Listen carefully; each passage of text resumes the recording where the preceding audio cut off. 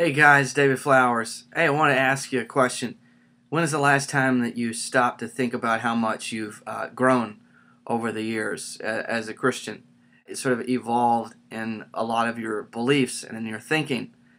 I've been thinking about that recently because I think lots of things have changed for me growing up in a moderately fundamentalist Christianity, going to a moderate Christian school, not fundamentalist, but more moderate theologically, and then going into ministry and seeing things change in my thinking there, and from there getting jaded and cynical with the organized church, and then spending 5 years in a house church, and theologically things changing and evolving.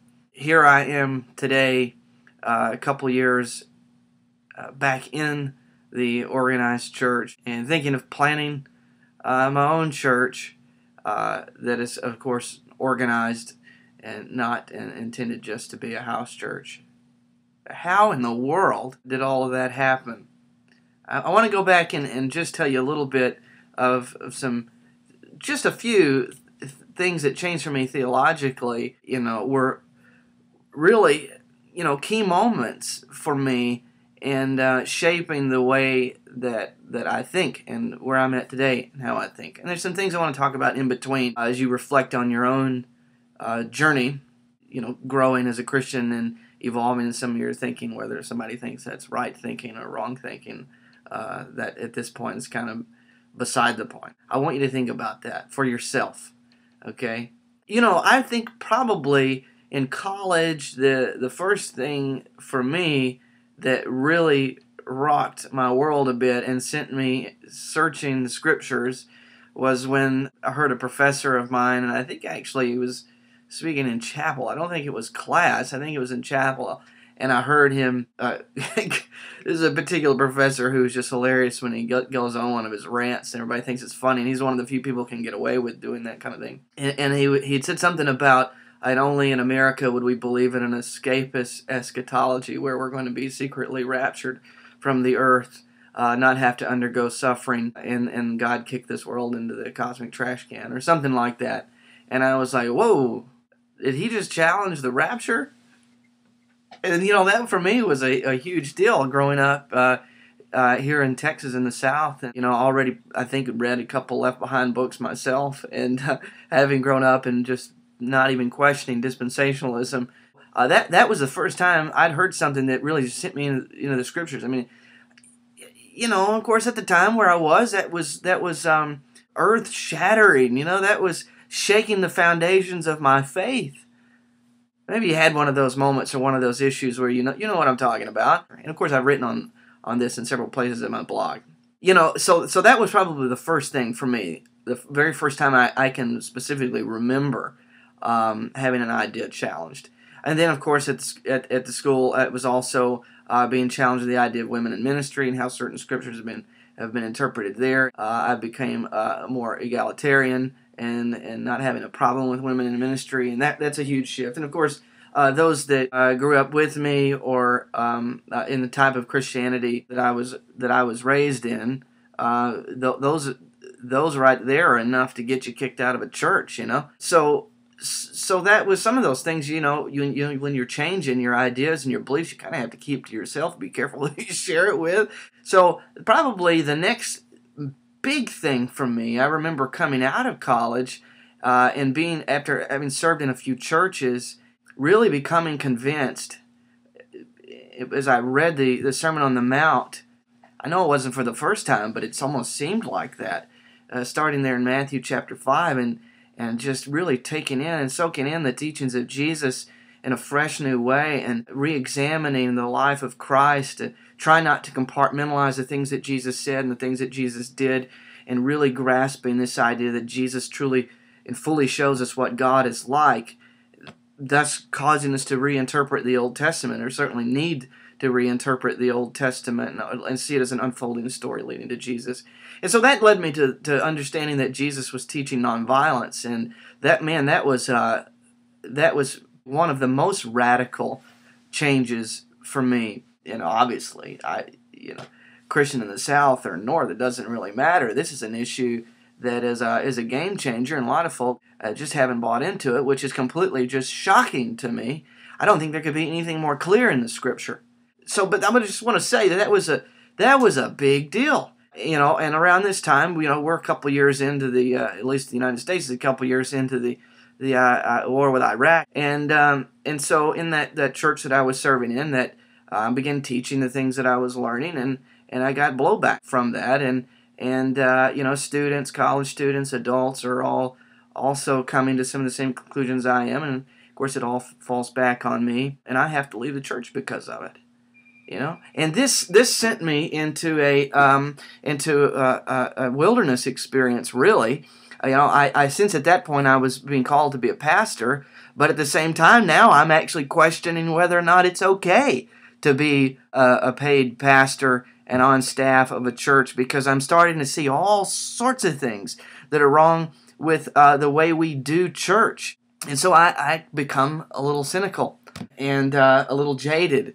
But there's some legitimate things going on at the same time. I'm, starting to read books and discover organic Christianity. This is about 2006. Come in contact with Frank Viola. That was before most people knew who Frank Viola was, and began to form a relationship with him. One thing led to another. I'm leaving the institutional church, going into house churches, and learning what that's all about and how to be community, and God deconstructing a lot of things about church and about church life and theology as well. I'm continuing to grow and to shift and to change there, as I'm really not just in a theoretical armchair way, but discovering that God, who is social trinity, is community, and what that means and what that looks like lived out. And so, during this period, and at some point there, I decided to go to seminary because I want to get a PhD.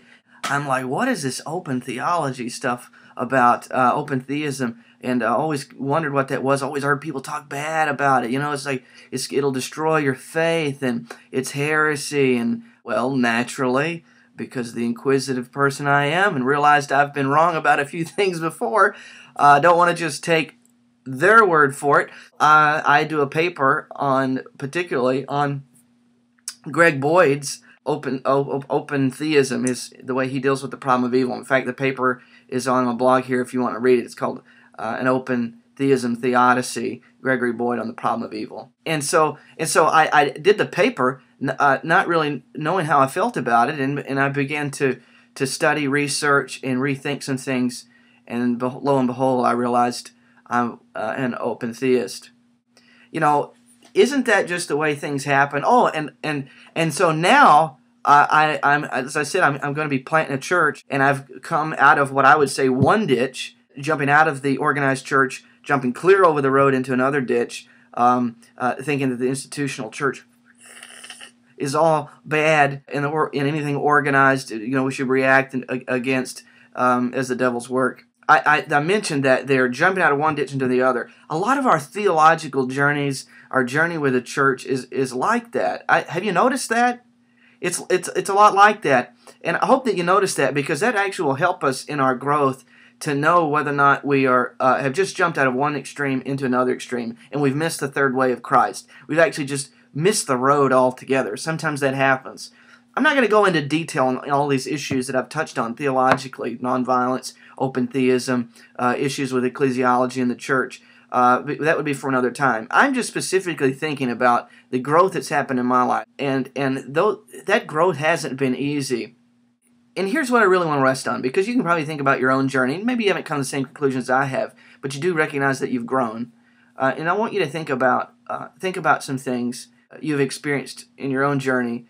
You've probably come up against a lot of people that have been very critical of your Christian growth. He probably even called you a heretic. And hey, maybe you are. I don't know if you are or not. I have a specific way of defining what a true heretic is, and it really has to do with what we say about the person of Jesus. I think it's the most important question of all, and how we answer that and how we live according to his teachings is really what matters. So that's another issue. I've written on that. Will the real heretics please stand up? And you can check that out as well. But so think about that. It doesn't help when people, being reactionary to your growth.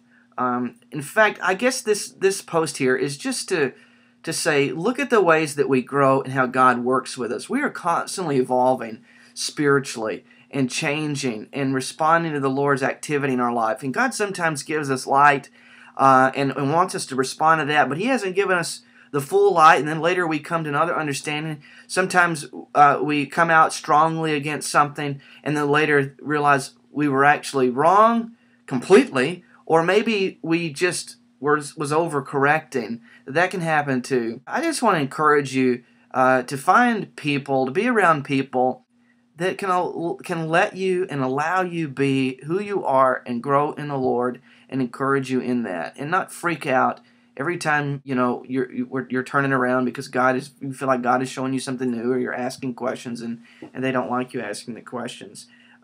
Find people that also see this process as a good thing, because I think it is a good thing. This is why it's necessary that we live in community. And we're too quick sometimes to push people out of our community because they're coming to different conclusions than us. And that's never good. Now, let me say this. I do think that there are some things that we can and should continue to question. But, there are some things that you often wonder. You wonder about the Scriptures that how much more do we need to question this?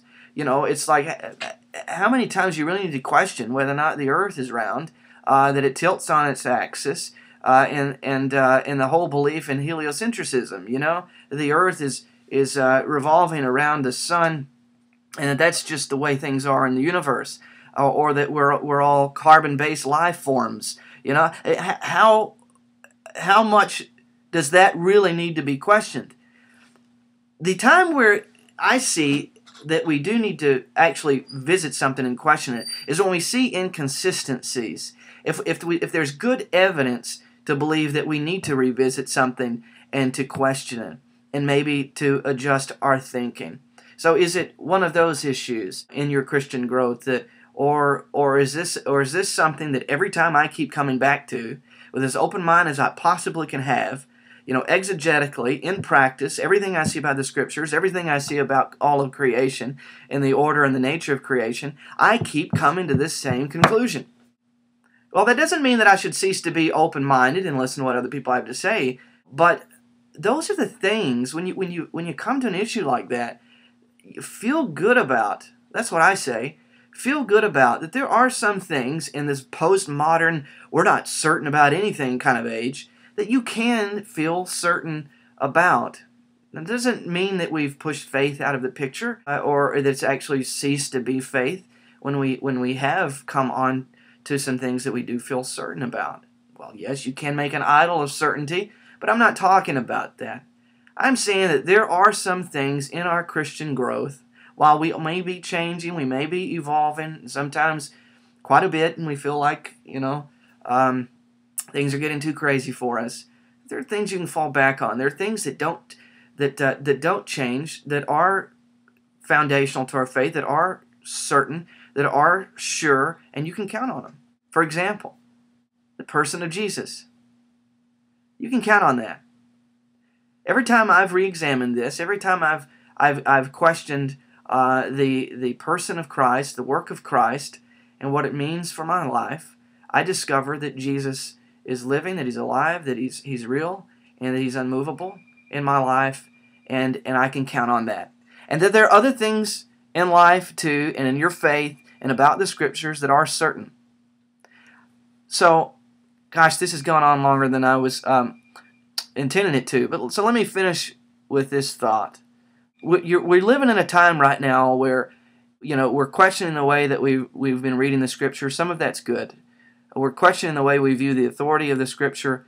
Some of that is good. Some of it is a little reactionary to fundamentalism. But I want you to be a thinking person. I also want you to not shy away from Christian growth because some of this stuff is going on, and try to find the balance. Find the balance as you continue to grow and you continue to change. and let the Lord teach you. Don't ever be afraid to change your mind if you think that you're wrong and you feel like the Lord is showing you something else. This is honorable. I think about several people that I've seen in my life that personally, and then people I didn't know personally, theologians, teachers, people close to you, your friends that have evolved and have changed. In some ways, it may just seem embarrassing. So what? So what? Adjust your lives to the truth. Live in the truth and live in love. That's what I say. Well, hey, I hope this helps in some way. This is kind of a longer post, but this is the last thing I'm going to post this week. Thursday, I'm going up to a theology conference in St. Paul, be getting together with some friends and getting to hang out with Greg Boyd. So this is it for the week. I hope this helps in some way. God bless. You guys have a great week.